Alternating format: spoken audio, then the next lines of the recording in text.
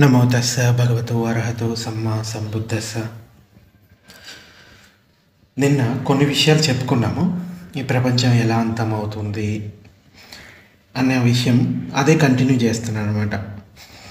ఈ ప్రపంచం ప్రళయకాలంలో అన్ని ప్రాణులు బ్రహ్మలుగా మారి బ్రహ్మలోకంలో తలదాచుకుంటారు.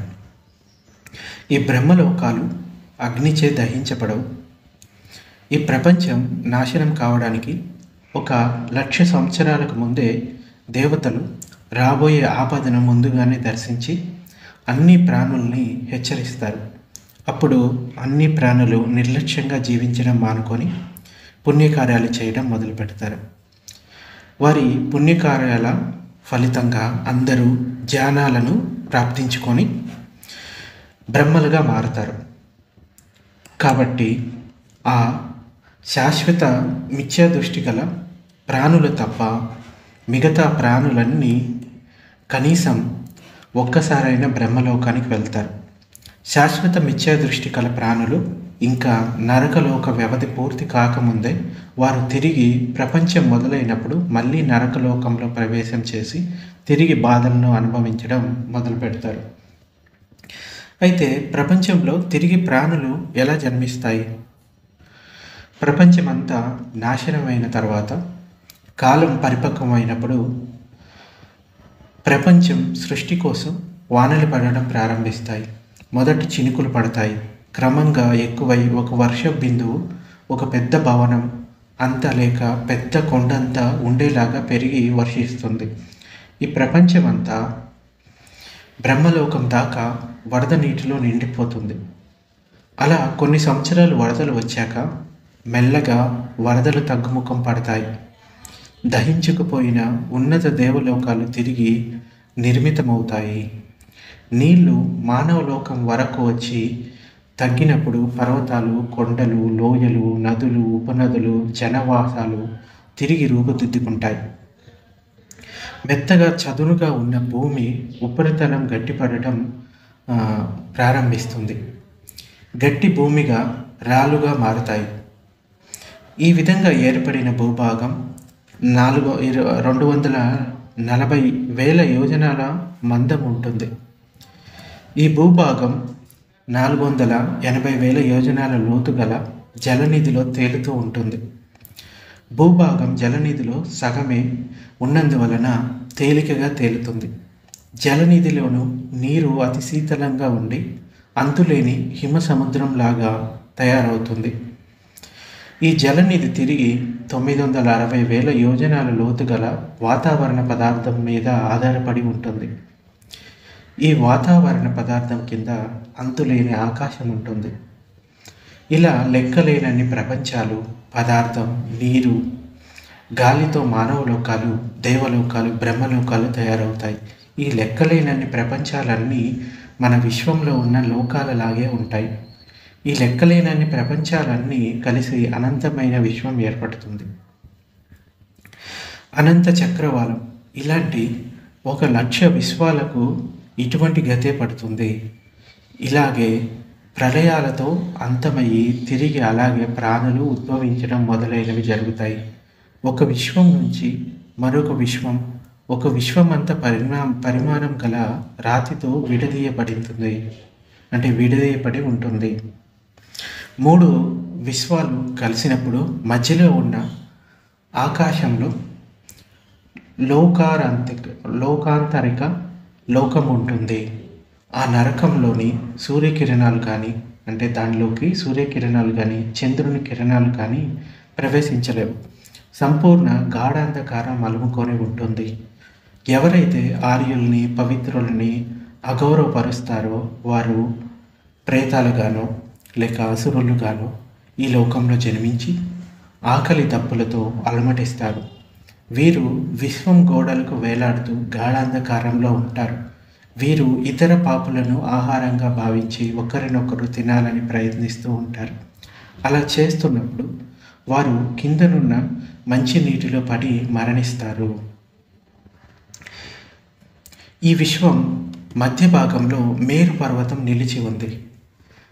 160,000 యోజనాల ఎత్తు గలది. దీనిలో సగం నీటిలో మునిగి ఉండి పై సగం మాత్రమే కనబడుతుంది. సిడా అనే మంచు నది దాని చుట్టూ ప్రవహిస్తూ ఉంది. సిడా నది వెనుక యుగంధర్ పర్వతం నిలిచి ఉంది.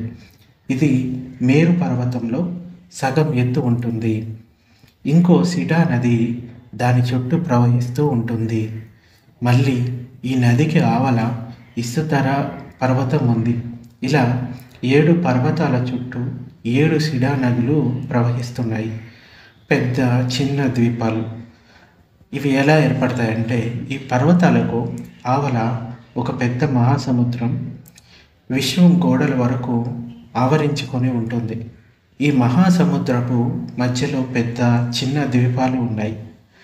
మేరు పర్వతానికి తూర్పు దిక్కున ఉన్న ద్వీపాలను తూర్పు ఖండమని, దక్షిణంగా ఉన్న ద్వీపాలను పశ్చిమంగా ఉన్న ఉత్తర దిక్కుల్లో ఉన్న ద్వీపాలకు దక్షిణ ఖండం, పశ్చిమ ఖండం, ఉత్తర ఖండం అని పిలుస్తారు. మేరు పర్వతంలో సగం పరిమాణమున్న యుగంధర పర్వతం శిఖరాన చతు మహారాజుకి దేవతా లోకం ఉంది. సూర్యుడు, నక్షత్రాలు, గ్రహాలకు ఈ లోకంలో పెద్ద పెద్ద భవనాలు ఉన్నాయి. అన్నీ అంటే పెద్ద పెద్ద భవనాలు ఉన్నాయని మనకి గ్రంథాల్లో చెప్తూ ఉన్నారు. మేరు పర్వతం శిఖరాన తావతింస దేవతా లోకం ఉంది. ఇక్కడ దేవతల రాజు సక్క అనే దేవత శుద్ధావాస నగరంలో నివసిస్తాడు. ఇంకా 4 ఉన్నత దేవలోకాలు యమ, తుషిత, నిమ్మారతి, ఇంకా పరినిమ్మారతి, వాసావట్టి అనేవి విశ్వంలో భూలోకంతో సంబంధం లేకుండా ఉంటాయి. అన్ని బ్రహ్మలోకాలు విశ్వానికి పైనే ఉంటాయి. అయితే మానవులు ఎలా ఉత్పన్నమయ్యారు? మానవ ఇంకా దేవ బ్రహ్మలోకాలు ఏర్పడే సమయానికి కొంతమంది బ్రహ్మలకు వారి జీవితకాలం పరిసమాప్తమయ్యే సమయం వచ్చి ఉంటుంది. అటువంటి వారిలో కొంతమంది కింద తరగతి బ్రహ్మలోకాల్లోనూ, కొంతమంది దేవలోకాల్లోనూ, మరికొంతమంది మానవ లోకంలోనూ పునర్జన్మను పొందుతారు. ఇలా మొట్టమొదట జన్మించిన మానవులకు తల్లిదండ్రులు ఉండరు. వారి కర్మ శక్తానుసారం వారు ఏకంగా దేవతలు జన్మించినట్లే యవ్వనులుగా జన్మిస్తారు. ఈ మొట్టమొదటి మానవుల్లో లింగభేదం ఉండదు. వీరికి పురుష లేక స్త్రీ అంగాలు ఉండవు. వారికి ఆహారం లేకపోయినా బతకగలుగుతారు. అప్పటికి ఇంకా సూర్యచంద్రులు మానవలోకంలో లేరు. వారి శరీరాల నుంచి వెలువడే కాంతిపుంజం ఆధారంగానే వీరు నివసిస్తారు. వీరు బ్రహ్మలోక వాసుల్లాగానే గాలిలో, విశ్వంలో, ఆకాశంలోకి ఎగిరి విహరించగలుగుతారు. అంటే ఇవన్నీ కూడా కొన్ని చోట్ల గ్రంథాల్లో కనబడతాయి. బట్ ఇది ఎంతవరకు నిజం అనేది మనం పూర్తిగా నమ్మాల్సిన అవసరం ఏం లేదు. జస్ట్ ఇన్ఫర్మేషన్ కోసం ఇది తెలుసుకుంటూ ఉన్నాము. ఇది యాక్చువల్గా అభిధమ్మలో చెప్పబడింది. ఇది నేను అభిధమ్మ ఇన్ డైలీ లైఫ్ అనే బుక్ నుంచి రెఫరెన్స్గా తీసుకొని చెప్పడం జరుగుతుంది. మనకి ఎవరైనా తెలుసుకోవాలనుకుంటే కనుక అభిధమ్మ ఇన్ డైలీ లైఫ్ అని ఒక బుక్ ఉంది. దాని నుంచి చదివి నేర్చుకోవచ్చు ఇంకా ఈ విషయాలను. ఇవన్నీ ఒక రిఫరెన్స్ కింద మాత్రమే మనం తీసుకుంటూ ఉన్నాం. అయితే ఈ మానవులు ఆకాశ మార్గాన విశ్వంలో ఎగురుతూ భూమి ఉపరితలం మీగడలాగా మృదువుగా ఉండటాన్ని గమనించి కుతూహలంతో ఒకడు మృదువుగా ఉన్న ఉపరితలాన్ని రుచి చూస్తాడు. దీనిలో పృథ్వీ సారమంతా ఉండటం వల్ల ఇది వారికి చాలా రుచికరంగా అనిపిస్తుంది. ఇలా ఒకరి తర్వాత మరొకరు వచ్చి నోటి నిండా ఈ మట్టిని పెట్టుకొని తింటారు. దీని పట్ల వారు రాగాన్ని, తృష్ణను పెంచుకొని ఈ ఉపరితల మట్టిని తినడం కొనసాగిస్తారు. దీనితో వీరి శరీరాల నుంచే వెలువడే కాంతిపుంజాన్ని పోగొట్టుకుంటారు. దీనివల్ల మళ్ళీ ఈ ప్రపంచమంతా గాఢ అంధకారంలో మునిగిపోతుంది. ఈ సూర్యచంద్రులు ఎలా ఏర్పడ్డారు? తొలి మానవులు గాఢ అంధకారంలో భయంగా జీవిస్తున్నప్పుడు వారిలో ఇంకా మిగిలి ఉన్న కుశల కర్మల ఫలితంగా సూర్యుడు అంటే ధైర్యం తూర్పున ఉదయించి తొలి మానవులందరికీ ధైర్యాన్ని కలిగించారు. సూర్యుడి వ్యాసం 50 యోజనాలు ఉంటుంది. సూర్యరశ్మి కిరణాలు మానవులకి ధైర్యాన్ని ఇస్తాయి. సూర్యుడు అస్తమించినప్పుడు తిరిగి గాఢాంధకారం అలుముకుంటుంది. అప్పుడు మనుషులు వెలుతురు ఇచ్చేది ఇంకేదైనా ఉంటే బాగుంటుందని తలుస్తారు. వీరు ఈ విధంగా ఆలోచించినప్పుడు ఆకాశంలో చంద్రుడు ఉదయించాడు. చంద్రుడు 49 యోజనాల వ్యాసం కలిగి ఉంటాడు. మానవుల కోరికను నెరవేర్చడానికి ఉదయించాడు కాబట్టి మానవులు దీనిని చంద్రుడు అని పిలిచారు. చంద అంటే కోరిక, కోరిక తీర్చినవాడు కాబట్టి చంద్రుడు అయ్యాడు. చంద్రుడితో పాటు నక్షత్రాలు, గ్రహాలు కూడా ఆకాశంలో వెలిశాయి. ఈ స్వర్గలోక చంద్రుడు, నక్షత్రాలు, గ్రహాలు అన్నీ పాల్గొన మాసంలో క్యాలెండర్ ప్రకారం మధ్యమ దేశ కాలంలో వచ్చాయి. లేక స్వర్గలోక దేవతలు పాల్గొన మాసంలో వచ్చే పౌర్ణమి రోజున మొదటిసారిగా ప్రత్యక్షం అవ్వడం వల్ల సంవత్సరంలో మొదటి నెలని చైత్రం అని పిలిచారు. మానవులు ఈ బియ్యాన్ని ఎలా కనుగొన్నారు అంటే, తొలి మానవుడు పృథ్వీ ఉపరితలంపై మెత్తటి మట్టిని తిని బ్రతికాడు. ఆ మట్టి రుచికరంగా ఉండటం వల్ల దానిపై తృష్ణ పెంచుకున్నాడు. ఇది అకుశలమైనది. దీనివల్ల ఉపరితలపు మట్టి క్రమంగా తరిగిపోతూ వచ్చింది. చివరకు ఉపరితలపు మట్టి పూర్తిగా అయిపోయి అక్కడక్కడ చిన్న చిన్న చారలుగా మిగిలిపోయింది. వీటిని మధుర చారికలు అంటారు. ఈ చారికలు కూడా అంతరించిపోవడంతో పొట్టు లేని వరి పుట్టింది. ఈ గింజల్ని కుండల్లో పెట్టి రాతి ఫలకల మీద ఉంచారు. దీన్నే జ్యోతిపాసన అన్నారు. ఎండ వేడికి ఇవి వాటంతట అవే ఉడికాయి. ఉడకడం పూర్తి అయ్యాక వీటిని చల్లబరిచి తిన్నారు. తొలి మానవులు వారు తిన్నదంతా జీర్ణం చేసుకోగలిగేవారు. ఎందుకంటే వారు తిన్నది ఉపరితల మట్టి, దానిలో పృథ్వీ సారమంతా ఉండేది. దానివల్ల వారిలో కండరాలు పుష్టిగా మారాయి. వారు తమ ఆహారపు అలవాట్లను మార్చుకున్నందువలన వారు తిన్నదంతా జీర్ణం చేసుకోలేకపోయారు. జీర్ణం కాని ఆహారం పేగుల్లో ఉండిపోయేది. తొలి మానవుల్లో మల విసర్జన కోసం గుదము ద్వారం ఉండేది కాదు. అయినప్పటికీ వారిలోని వాయుధాతువు మలం చుట్టూ ఉన్న ఒత్తిడిని తొలగిస్తూ ఉండేది. ఈ మల పదార్థాలు పేగుల్లోకి పేరుకొనిపోయి ఉండటం వల్ల మలద్వారం పురుషనాళం మానవుల్లో అభివృద్ధి కావాల్సిన అవసరం కలిగింది. దాంతో భావరూపాలు వృద్ధి అయ్యి ఆడ మగ లింగ భేదాలు మనుషుల్లో కలిగాయి. కొంతమంది మగవారిగాను, కొంతమంది ఆడవారిగాను వారు బ్రహ్మలోకంలో ప్రవేశించక ముందు ఉన్న స్థాయిని బట్టి జన్మించారు. ఆడ మగ ఒకరిపై ఒకరికి పరస్పర ఆకర్షణ కలిగి లైంగిక కార్యాలు చేయడం మొదలుపెట్టారు. వారిలో తెలివైన వారు లైంగిక సంపర్కం అకుశలమైనదిగా గుర్తించి అలా చేస్తున్న వారిని చిన్న చూపుతో చూడటం మొదలుపెట్టారు. కానీ చాలామంది ఈ ఇంద్రియ సుఖాలను వదులుకోలేకపోయారు. దీని కొరకు ఇతరులచే హీనంగా చూడబడకూడదని చాటుమాటుగా లైంగిక కార్యాన్ని జరపడానికి చిన్న చిన్న గుడిసెలు ఏర్పరచుకున్నారు. ఇలా చేస్తున్న వారిలో ఆ రోజుల్లో తెలివైన వారు రాళ్లతో కొట్టి హింసించేవారు. అంటే ఇప్పటికీ కొన్ని తెగల్లో కొత్తగా వివాహమైన దంపతులు సంసారం మొదలుపెట్టే ముందు వారిపైకి రాళ్ళు విసిరే ఆచారం కొన్ని చోట్ల ఉంది. ఈ విధంగా మానవ నివాసాలు ఆకృతిని తీసుకోవడం మొదలుపెట్టాయి. తర్వాత అకుశల కర్మలు చేసిన వారు జంతువులుగా పునర్భవించడం మొదలుపెట్టడంతో ఈ సంసార నిర్మాణం పూర్తి అయింది. ఈ ప్రపంచం ఏ ప్రకారంగా నడుస్తుంది, నిరయలోక ప్రాణుల స్వభావం ఎలా ఉంటుంది మొదలైన విషయాలని ఇంతవరకు తెలుసుకున్నాం. మానవుల కష్టాలు సుఖాలు ఎలా ఉంటాయి అందరికీ తెలిసినవే. వాటిని వివరించి చెప్పాల్సిన అవసరం లేదు. ఇక్కడ దేవలోక ప్రాణులు భోగాలు, వారి భవన ప్రాసాదాల గురించి క్లుప్తంగా తెలుసుకుందాం. దేవతల సుఖభోగాలు మనుషుల సౌఖ్యాల కంటే చాలా ఉన్నతంగా ఉంటాయి. పెద్ద సముద్రాలకి గడ్డి మీద నిలిచిన మంచు బిందువుకి ఉన్నంత తేడా ఉంటుంది. తావతించ దేవతాలోకంలో మేరు పర్వత శిఖరాన శుద్ధాసన అనే నగరం వ్యాపించి ఉంది. ఈ నగరమే 10,000 యోజనాల వైశాల్యం కలిగి ఉంది.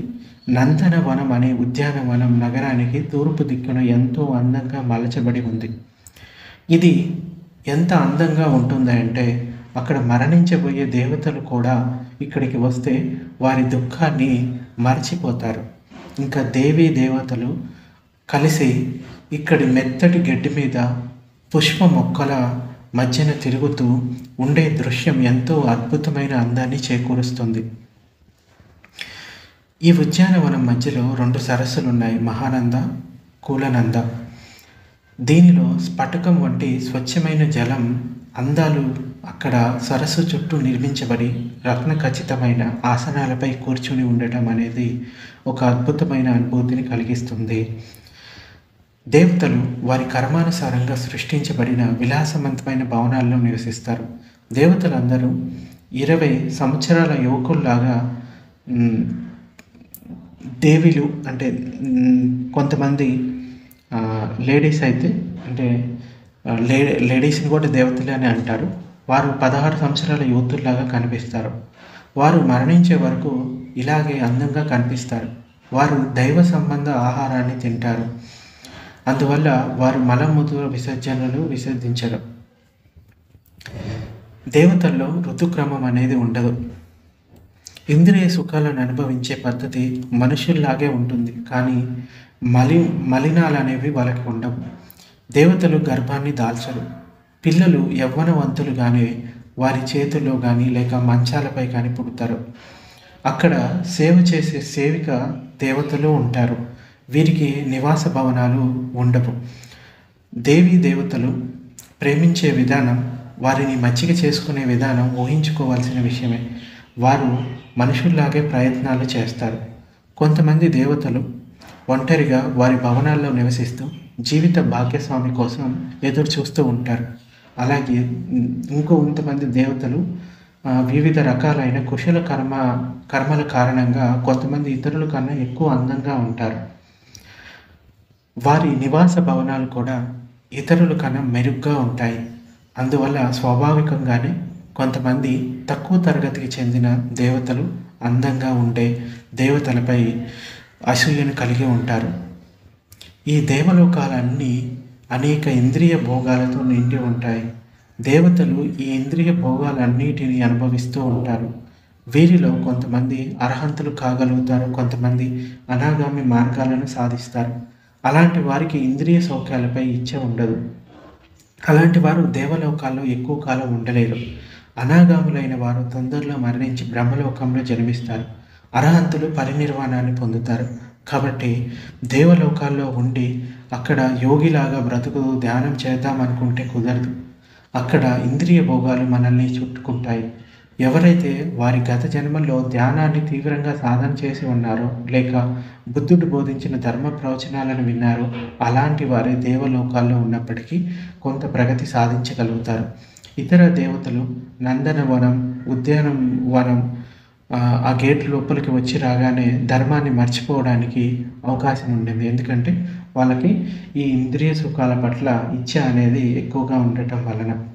దేవలోకంలో విపశ్యన ధ్యానాన్ని అటుంచి శీలపాలన కూడా చాలా కష్టమవుతుంది. దేవతలు మిగతా దేవతల్ని లోపరుచుకోవడానికి తీసుకెళ్ళిపోతారు. అటువంటప్పుడు పంచశీలాలను పాటించడం సాధ్యం కాదు. దేవలోకాల్లో ఉన్న పరిస్థితుల వల్ల బోధిసత్వులంతా తమ పుణ్య పారమితులను పూర్తి చేసుకోవడానికి మానవ లోకంలోనే జన్మిస్తారు. వారు దేవలోకంలో జన్మించినప్పటికీ తమ జీవితకాలం అంతా దేవలోకంలోనే జీవించలేరు. ఏదో ఒక కారణంపై వారి జీవితాన్ని దేవలోకంలో పరిసమాప్తం చేసుకొని తిరిగి మానవ లోకంలో జన్మించి పారమీలను పరిపూర్ణతను సాధన చేస్తారు.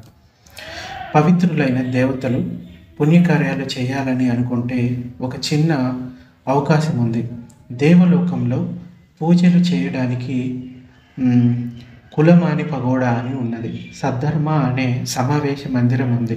కులమాని పగోడాలో బోధిసత్వుని వెంట్రుకలు అలాగే గౌతమ బుద్ధుని పై పన్ను ఉన్నాయి. ఈ పగోడా మణిమాణిక్యాలతో 1 యోజనం ఎత్తులో నిర్మించబడి ఉంది. బుద్ధునిపై గట్టి విశ్వాసం గల దేవలోక దంపతులు ఈ పగోడాకు వచ్చి శుద్ధమైన మనసుతో పుష్పాలను, సుగంధాలను సమర్పిస్తారు.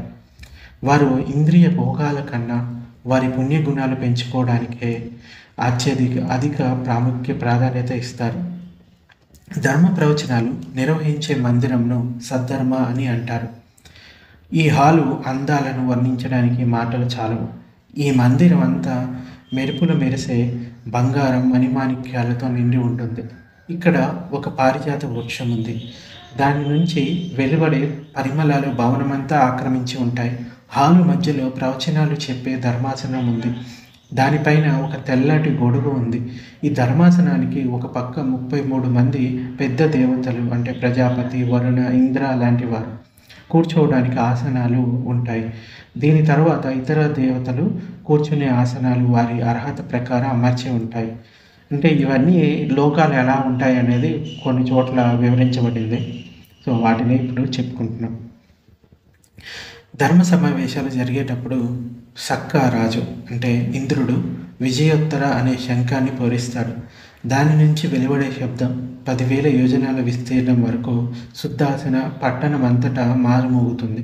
మానవులోక సమయంతో లెక్కగడితే ఈ శబ్దం 4 నెలల కాలం వినబడుతుంది. సమావేశాలు మొదలయ్యి దేవతలంతా ఆసీనులై ఉన్నప్పుడు భవనమంతటా దేవతల శరీరాల నుంచి వచ్చే వింత కాంతులతో ప్రకాశితమవుతుంది.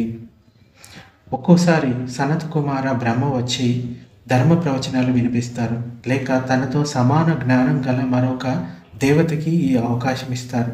కాబట్టి దేవలోకంలో కూడా ధర్మ ప్రవచనాలు వినడం, పగోడాలను సందర్శించడం లాంటి పుణ్యకార్యాలు చేయడానికి అవకాశం ఉంది.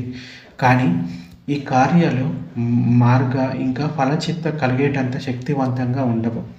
ఇవి దేవతల్లో పవిత్ర భావాలు కలగడానికి, ఇంద్రియ భోగాలు శృతిమించకుండా ఉండటానికి సహకరిస్తాయి.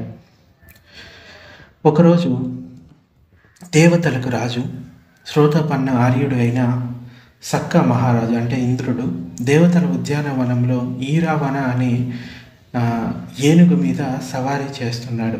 ఉద్యానవనం దగ్గర ఆయనకు ఒక సందేహం వచ్చింది. అన్ని తృష్ణలను నిర్మూలించగలిగే నిర్వాణాన్ని ప్రాప్తించుకోవడానికి అర్హంతులు ఏ మార్గాన్ని అనుసరిస్తారు? ఈ ఉద్యానవనంలో ఉంటే తనకు కలిగిన గొప్ప సందేహాన్ని మర్చిపోవచ్చు. అలా జరగకుండా ఉండడానికి ఆయన వెంటనే బుద్ధుణ్ణి దర్శించుకోవాలనుకున్నాడు. అతడు వెంటనే ఏనుగును ప్రవేశ ద్వారం దగ్గర వదిలిపెట్టి మానవ లోకంలో ప్రత్యక్షమయ్యాడు.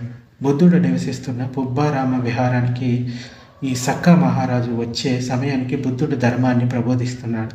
ఆయన బుద్ధుడిని దర్శించి నమస్కరించి ఆయనకు కలిగిన సందేహాన్ని, అన్ని తృష్ణలను నిర్మూలించగలిగే నిబ్బానాన్ని పొందడానికి అర్హంతులు అనుసరించే మార్గం ఏమి అని అడిగాడు. సమాధానంగా క్లుప్తంగా చెప్పాలని ఆ సక్క బుద్ధుడిని ప్రార్థించాడు. అప్పుడు బుద్ధుడు సమాధానం చెప్తూ, ఓ సక్క, ఏ భిక్షువైతే అర్హంతుడు కావాలి అనుకుంటాడో, ధర్మ ప్రవచనం వింటాడు, అది ఏమి చెప్తుందంటే, నేను నాది అనుకునే వస్తువులు నిజంగా నావి కావు. అతడు అన్ని విషయాల స్వభావాన్ని అర్థం చేసుకోవడానికి ప్రయత్నం చేస్తాడు. ఈ 5 స్కందాల స్వభావాన్ని అర్థం చేసుకోవడానికి అర్థం చేసుకుంటాడు. ఇలా అన్ని విషయాలు తెలిసినప్పటికీ అతడు ఇంకా ముందుకు వెళ్ళి తనకు తెలిసిన విషయాలన్నీ దుఃఖమే, అన్నీ అనిత్యమైనవే అని గమనిస్తూ, అలా వాటిని తిరిగి తిరిగి గమనిస్తూ ఉంటే అతను దేనిని అంటిపెట్టుకొని ఉండడు. అతడు అర్హంతుడవుతాడు. అన్ని తృష్ణలను వదిలించుకొని నిబ్బానాన్ని సులభంగా ప్రాప్తించుకోగలడు. బుద్ధుడు ఇలా క్లుప్తంగా సక్క మహారాజుకి సమాధానం ఇచ్చాడు. సక్క మహారాజు బుద్ధుడు చెప్పిన ప్రవచనానికి మిక్కిలి సంతోషించి సాధు సాధు సాధు అని 3 సార్లు చెప్పి చాలా బాగా చెప్పారు అని పొగుడుకుంటూ తన దేవలోకంలోని నివాస స్థలానికి వెళ్ళిపోయాడు. ఈ ప్రవచనాన్ని మొగ్గలాన బంతే తన గదిలో ఉండి విన్నాడు. ఆయన సక్క మహారాజుకు విన్న ప్రవచనం పూర్తిగా అర్థమైందా లేదా పరీక్షించాలనుకొని ఆయన వెంటే తావతించ దేవతలోకానికి మొగ్గలాన బంతే వెళ్తాడు. సక్క మహారాజు దేవలోక ఉద్యానవనం దగ్గరికి వచ్చి ఇతర దేవతలను కలుసుకున్నాడు. ఆ ఆనందంలో ఇంద్రియ భోగాల లాలసలతో అప్పుడే నేర్చుకున్న ధర్మాన్ని ఆయన మర్చిపోయాడు. ఆయన మొగ్గలాన బంతేని చూడగానే కొంత అసౌకర్యానికి గురి అయ్యాడు. అప్పుడు మొగ్గలాన బంతే సక్క మహారాజుకి బుద్ధుడి దగ్గర నేర్చుకున్న ధర్మాన్ని గురించి అడిగాడు. సక్క మహారాజు దాన్ని జ్ఞాపకం తెచ్చుకోవడానికి గట్టి ప్రయత్నం చేశాడు. కానీ ఏమీ జ్ఞాపకం రాలేదు. ఎందుకంటే ఆయన భోగ లాలసలతో నిండి ఉన్నాడు, ఇంద్రియ సుఖాల్లో నిండి ఉన్నాడు. కాబట్టి ఆ బోధించిన ధర్మం అనేది జ్ఞాపకం లేకుండా పోయింది. పైన చెప్పిన ప్రవచనం వల్ల మనకు అర్థమయ్యేది ఏంటంటే, దేవలోకంలో ఉన్న ఇంద్రియ సుఖ విషయాలు మనల్ని ధర్మం నుండి దూరం చేయగల శక్తి కలిగి ఉంటాయి. శ్రోతాపత్తి ఫలాన్ని పొందిన సక్కా మహారాజుకి గొప్ప తెలివితేటలు ఉన్నప్పటికీ ఇంద్రియ విముఖతను కలిగించలేకపోయాయి. స్వతహాగా బుద్ధుణ్ణి కలుసుకొని ప్రశ్నలు అడిగి సమాధానాలు విన్నప్పటికీ కొన్ని నిమిషాలలోనే తాను విన్నది జ్ఞాపకం చేసుకోలేకపోయాడు. ఉద్యానవనంలో అనుభవిస్తున్న ఇంద్రియ సౌఖ్యాలకు అంతటి ప్రభావం ఉంది. కాబట్టి ఈ విషయాలను ప్రతి ఉపాసకుడు అంటే ప్రతి ఒక్కరు నేర్చుకోవాలి. ఏంటంటే, శీలపాలన చేసే నీతిమంతులు అందరికీ పునర్జన్మ ఉన్నత లోకాల్లో లేక మానవ లేక దేవలోకాల్లో తప్పక పునర్జన్మ జరుగుతుందని తెలుసుకోవాలి. ధ్యానాలు సాధించే వరకు ఎవ్వరు బ్రహ్మలు కాలేరు. అంటే బ్రహ్మలోకంలో జన్మించాలి అంటే ధ్యాన సమాధులు పొందాల్సి ఉంటుంది. అప్పుడే వాళ్ళు అక్కడ జన్మించడానికి అర్హత ఉంటుంది. అర్హంతులయ్యేంత వరకు ఎవ్వరు పరినిర్వాణాన్ని పొందలేరు. ఎవరైనా దేవలోకంలో జన్మించినప్పటికీ ఆర్యుడైన సక్క మహారాజు లాంటి వాడే ధర్మాన్ని మర్చిపోయాడు. మనమెంత అని జ్ఞాపకం పెట్టుకోవాలి. మనం కూడబెట్టుకున్న ధర్మాన్ని మర్చిపోవడానికి అవకాశం ఉంది. దేవలోకాల్లోని దేవతలు దేవలోకంలోని ఉన్నతమైన ఇంద్రియ సౌఖ్యాలను అనుభవిస్తూ ధర్మాన్ని పట్టించుకోకుండా ఉంటారు. అలాగే తృష్ణలు కలిగించుకుంటూ ఇంద్రియ సుఖాలను అనుభవిస్తూ కాలాన్ని వృధా చేసుకున్నట్లే వారు తప్పకుండా ఏదో ఒక అధోలోకంలో జన్మించక తప్పదు. మళ్ళీ మనిషిగా పుట్టి నీతిమంతుడిగా ఉండటం ఎంతో విలువైంది. బుద్ధ శాసన అమల్లో ఉన్న సమయంలో జన్మ తీసుకోవడం మంచిది. అలా జన్మను పొంది ధర్మాన్ని పాటిస్తున్న వారు అదృష్టవంతులు. ఆ సమయంలో అత్యధికులు సరైన జీవన విధానాన్ని అవలంబిస్తారు. ఆ వ్యక్తి తల్లిదండ్రులు, గురువులు కూడా నీతిమంతులుగా ఉండాలి. ఎవరు కూడా పేదరికంలో జన్మించకూడదు. ధనవంతులు తన అవసరాలు తీర్చుకోగలిగినంత సామర్థ్యం ఉన్న కుటుంబాల్లో జన్మించాలి. ఇవన్నీ ఉన్నప్పుడు మనిషిగా పుట్టడంలో అర్థం ఉంటుంది. ప్రస్తుతం ఉన్న పరిస్థితుల్లో నీతిమంతులుగా ఉండడం చాలా కష్టం. అటువంటి వారు చాలా అరుదుగా లభిస్తారు. ఇంద్రియ సుఖాలు ఎన్నో ఉన్నాయి. అత్యధికులు అనవసరమైన అహంకారంతోనూ ధన సంపదలోనూ కాలాన్ని వృధా చేస్తారు. దానం, కీర్తి ప్రతిష్టల కోసం చేస్తారు, కానీ పుణ్యాన్ని సంపాదించుకోవడం కోసం కాదు. సంఘానికి ఉన్న గౌరవ ప్రతిష్టలు అసత్య ప్రచారాల వల్ల మంట గలిశాయి. అవినీతి అందలమెక్కింది. జ్ఞానులు, ఆధ్యాత్మికులు కూడా వారి పిల్లలను గురుకుల విద్యలకు పంపించడం లేదు. కాబట్టి గురుకుల విద్య క్రమంగా అంతరించిపోతుంది. నేర్చుకునే విద్యార్థులు ఆశ్రమాల్లో కరువైపోయారు.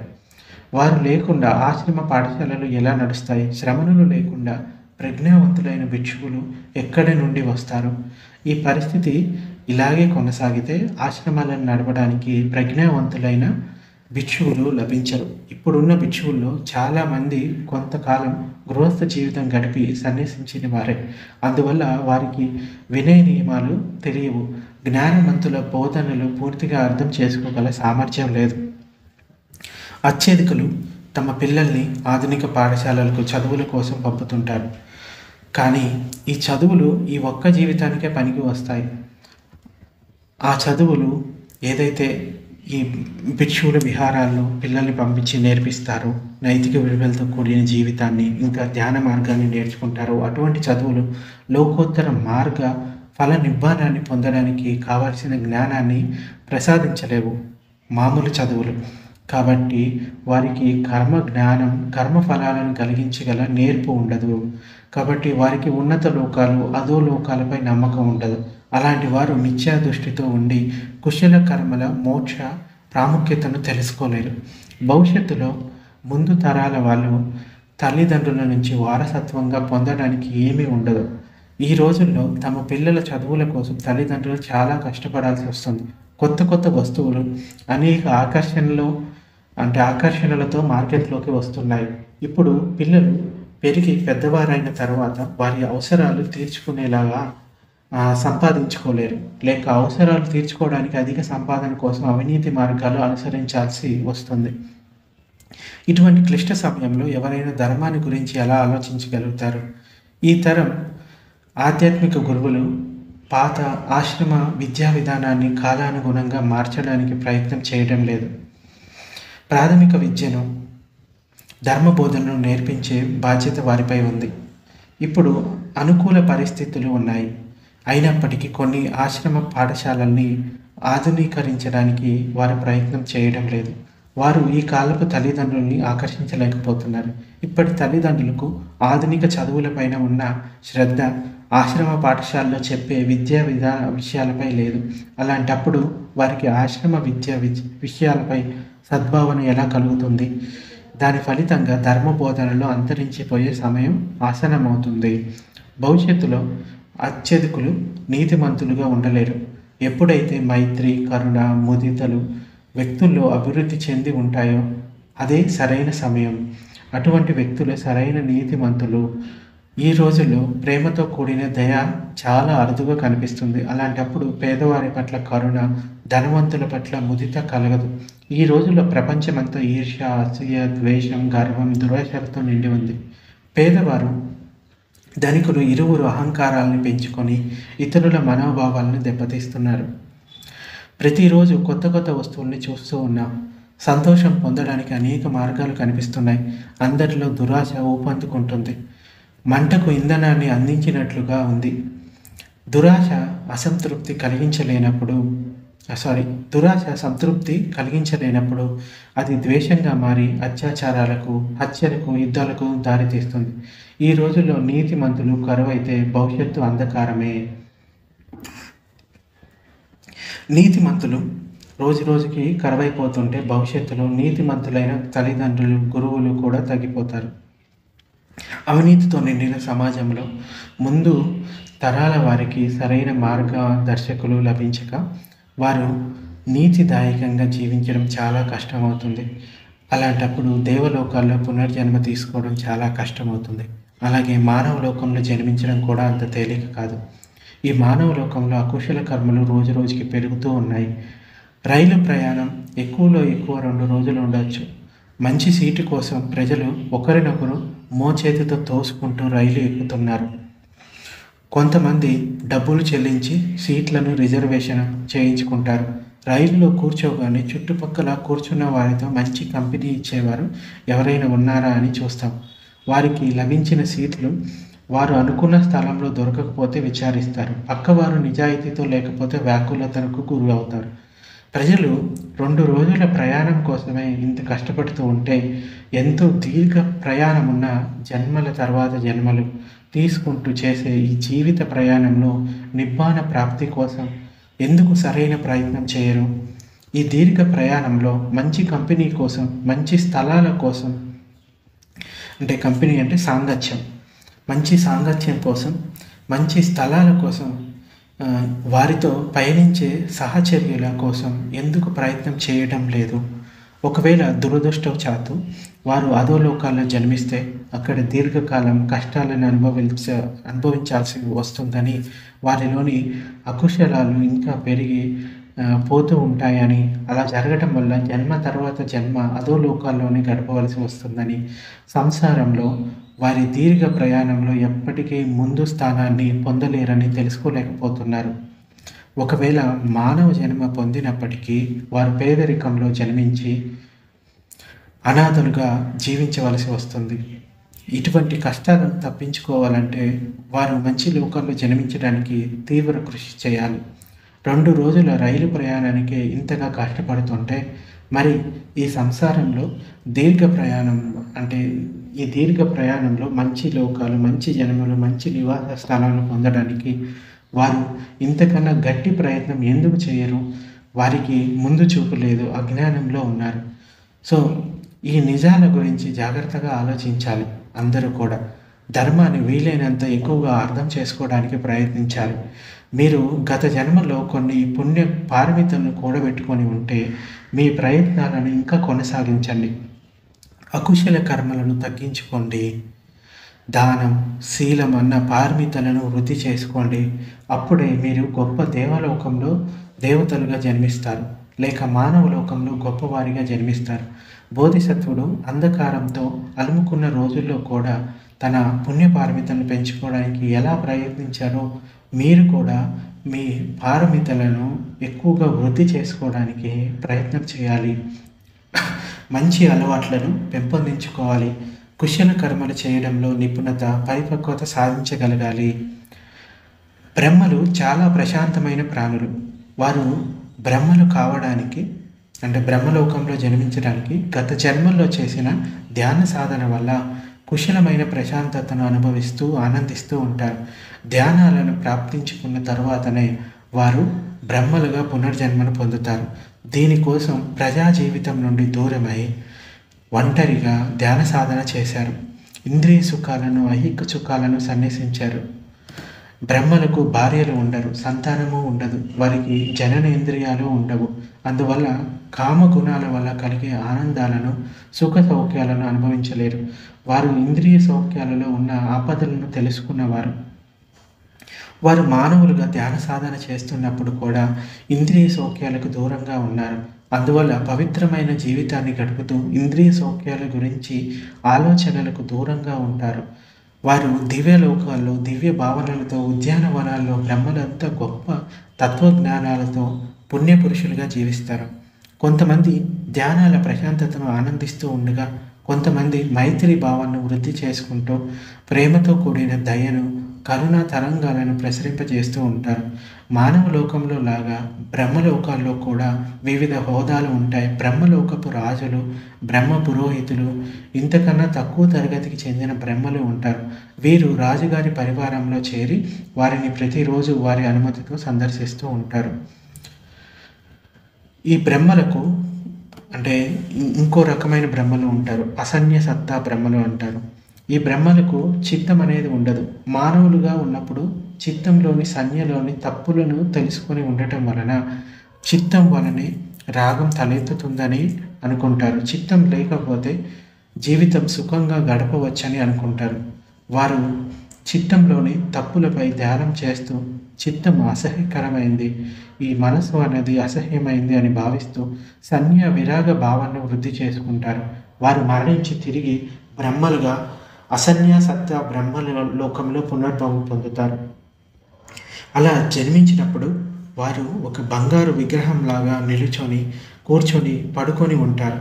వీరిలో మనస్సు అనేది ఉండదు.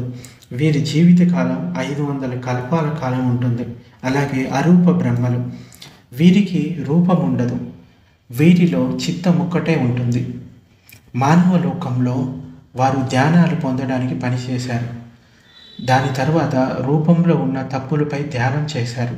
వీరు అన్ని కష్టాలకు రూపమే కారణమని అనుకుంటారు. రూపం అంటే శరీరం. అప్పుడు వారిలో రూపంపై విరక్తి భావన వృద్ధి చెందుతుంది. మరణించినప్పుడు వారు అరూప బ్రహ్మలుగా పునర్జన్మ పొందుతారు. వీరిలో రూపం అనే పదార్థం ఉండదు. అందువల్ల రూపం లేని అరూప బ్రహ్మలుగా ఉద్భవిస్తారు.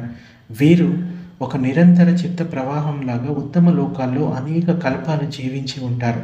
బ్రహ్మలోకంలో జన్మించిన బ్రహ్మలలో ఎవరైతే ఆర్య బ్రహ్మలు ఉంటారో, అంటే మార్గఫలాన్ని లోకోత్తర చిత్తాల్లో సాధించిన వారు అదో లోకాల్లో ఇక ముందెప్పుడూ జన్మించరు. వారు ఇంకా వృద్ధి చెంది అర్హంతులై నిబ్బానాన్ని ప్రాప్తించుకుంటారు. కానీ ఆర్యులు కానీ బ్రహ్మలు దేవతలుగా, మానవులుగా వారి ధ్యాన శక్తి అయిపోగానే కింద లోకాల్లో జన్మించాల్సి ఉంటుంది. అంటే ఉదాహరణకి అనాగామి ఫలాన్ని పొందిన వాళ్ళు అరూప బ్రహ్మలోకాల్లో జన్మించి అక్కడి నుంచి అర్హంత స్థితిని పొందుతారు.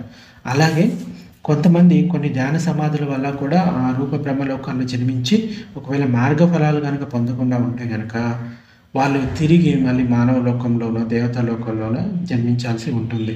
ఎందుకంటే వాళ్ళ ధ్యాన శక్తి అయిపోగానే కింద లోకాల్లో జన్మించాల్సి వస్తుంది. వారిలోని గతంలోని అకుశల కర్మల ఆధారంగా దేవలోకంలోనూ లేక మానవ లోకంలోనూ ద్విహేతుక, త్రిహేతుక పటిసంధిని పొందుతారు. ఈ లోకాల నుంచి వారి కర్మానుసారంగా వారికి అధోలోక ప్రాప్తి కూడా జరిగి జంతు, ప్రేత, నరకలోకాల్లో పునర్భవాన్ని పొందవచ్చు. ఈ సంసార చక్రంలో పుతుగ్జనులు బ్రహ్మలోక పర్యంతం వెళ్ళినప్పటికీ తిరిగి వారికి అధోలోకాల పునర్జన్మలు పొందవచ్చు. ఒకసారి దివ్య బ్రహ్మగా ఉండి తర్వాత మురికితో కూడిన పందిగా కూడా జన్మించాల్సి రావచ్చు. పుతుగ్జనులకు ఇది చాలా భయంకరమైన పరిస్థితి. అత్యున్నత బ్రహ్మలోకం నుంచి మీరు ఏదో ఒక రోజు అదో లోకంలో మళ్ళీ జన్మించవచ్చు. సో ఎవరైతే పుణ్యకార్యాలు చేస్తారో వాళ్ళు దేవతా లోకాల్లో జన్మ తీసుకుంటారు. అంటే ఎప్పటి వరకు అయితే నిబ్బానాన్ని పొందకుండా ఉంటారో అప్పటి వరకు ఈ కర్మ ఫలితాలు వాటంతటా అవి కొనసాగుతూనే ఉంటాయి, కర్మ విపాకం. అయితే మంచి కుశల కర్మలు చేస్తే దివ్యలోకాల్లో జన్మను పొందుతారు. ధ్యాన సమాధులు కనుక పెంపొందించుకుంటే మైత్రి, కరుణ, ముదిత, బ్రహ్మ విహారాలు పెంపొందించుకుంటే బ్రహ్మలోకాల్లో జన్మిస్తారు. అలా కాకుండా అకుశల కర్మలు చేశారు, ప్రాణుల్ని చంపుతున్నారు, దొంగతనాలు చేశారు, వ్యభిచారం చేశారు, మత్తు పదార్థాలు తీసుకున్నారు, అబద్ధాలు చెప్తున్నారు, చాడీలు చెప్తున్నారు, ఇటువంటి పనులు చేశారు, అకుశల కర్మలు చేస్తూ పోయారనుకోండి, శీలాన్ని ఆచరించరు, ఎప్పుడు దానం కూడా చేయరు, పిసినారితనంతో మాచర్యంతో ఉంటారు అంటే వాళ్ళ లోపల ఇంకా ఈ అకుశల ధర్మాలు పెరుగుతూ పోతున్నాయి. అంటే ఈర్ష్య, ద్వేషము, రాగము ఇవన్నీ కూడా అకుశల కర్మలే. సో అవి మనసులో ఉన్నంత కాలం వాటి ఫలితాలను ఇస్తూనే ఉంటాయి. అందుచేత ఎవరైతే అకుశల కర్మలు చేస్తారో వాళ్ళు నిరయ లోకాల్లో జన్మను పొందుతారు. అంటే అదో లోకాల్లో జన్మను పొంది అక్కడ దీర్ఘకాలం వరకు దుఃఖాలను అనుభవిస్తూ ఉంటారు. ముఖ్యంగా పంచశీలాలను పాటించడానికి ప్రయత్నించండి. అలాగే దాన గుణాన్ని పెంపొందించుకోండి. అది మీకు అట్లీస్ట్ నిబ్బాన పొందేంత వరకు మీకు ఆ పుణ్యం అనేది ఉపయోగపడుతుంది. సో అందుచేత వీలైనన్ని మంచి కార్యాలు చేయండి. అప్పటి వరకు నిబ్బానాన్ని పొందేంత వరకు అవి మీకు సంతోషకరమైన జీవితాన్ని కలిగిస్తాయి. మళ్ళీ ఈ దేవతా లోకాల్లో జన్మించడం కూడా అది కూడా అనిత్యమైనదే. ఎందుకంటే వాళ్ళ ఇంతకుముందు చేసిన పుణ్యం వలన అక్కడ జన్మించారు. వాళ్ళ పుణ్యం పూర్తవగానే మళ్ళీ అంతకుముందు ఏదైనా కుశల కర్మల ఫలితం ఉందనుకోండి, మళ్ళీ ఇంకొక జన్మ తీసుకోవడం జరుగుతుంది, ఎప్పటి వరకు అయితే అర్హంతులు అవ్వరు. సో ముఖ్యంగా మనం ఈ జన్మలోనే నిబ్బానాన్ని పొందడానికి ప్రయత్నించాలి. ఎందుకంటే మానవ జన్మ దొరకడం అనేది చాలా కష్టం మీద దొరుకుతుంది. సద్ధర్మాన్ని వినడం చాలా కష్టం మీద వినగలుగుతాము. విని అర్థం చేసుకొని ఆచరించడం చాలా తక్కువ మంది చేస్తూ ఉంటారు. అందుచేత అటువంటి అవకాశం లభించినప్పుడు ఈ జన్మలోనే నిబ్బానాన్ని పొందడానికి ప్రయత్నించాలి. సో శీలాన్ని ఆచరించండి, దాన గుణాన్ని పెంచుకోండి. ధ్యాన సాధన చేస్తూ మీ మనసులో ఉన్న రాగద్వేష మోహాలు, ఈర్ష్య, అసూయ, లోభం వీటన్నిటిని పోగొట్టుకోవడానికి ప్రయత్నించండి. ఇది ఉత్తమమైన లక్ష్యంగా పెట్టుకోండి. సో నీతివంతమైన జీవితాన్ని జీవించడానికి ప్రయత్నించండి. ఎంత కష్టం వచ్చినా కానీ దాన్ని తప్పుకోకుండా జీవించండి. సో ఇది ఈరోజు ప్రవచనం. మనం ఈ విషయాలు నమ్మినా నమ్మకపోయినా జరిగేది జరుగుతూనే ఉంటుంది. ఒకటేంటంటే కుశల కర్మలు చేయాలన్నా లక్ష్యాన్ని పెట్టుకోండి. అకుశల కర్మలు చేయాలంటే మీ మనసులో భయం కలగాలి. ఈ అకుశల కర్మ చేయడం వల్ల నేను దుఃఖాన్ని పొందాల్సి వస్తుంది, అందుచేత ఈ అకుశల కర్మలు చేయడం ఆపేయాలి. అలాగే కుశల కర్మలు చేయడం వల్ల నాకు భవిష్యత్తులో సుఖం లభిస్తుంది. ఇప్పుడు సుఖంగా ఉంటాను, భవిష్యత్తు కూడా నాకు సుఖం లభిస్తుంది. అందుచేత కుశల కర్మలు చేయడానికి ఎక్కువ సంతోషాన్ని ఇంకా ఎక్కువ ప్రయత్నాన్ని చేయాల్సి ఉంటుంది.